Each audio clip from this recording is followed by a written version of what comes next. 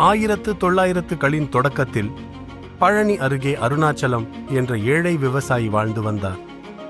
அவரது பயிர்கள் உழைந்துவிட்டன. குடும்பத்திற்கு தொண்டர் இல்லை. ஏங்கியபடி கால்பாதமாக பழனி மலை ஏறி முருகனை நோக்கி புலம்பினார்.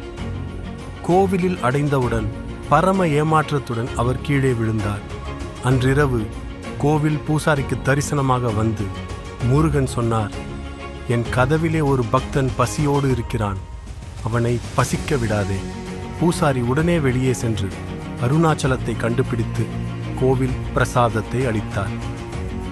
அடுத்த நாள் அருணாச்சலம் வீடு திரும்புவதற்கு முன் ஒரு மர்ம நபர் அவரிடம் விதைகள் நிறைந்த ஒரு மூட்டை கொடுத்தார்.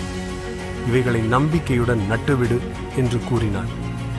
அதிசயமாக பயிர்கள் வெகுவாக வளர்ந்து குடும்பத்தை காப்பாற்றின.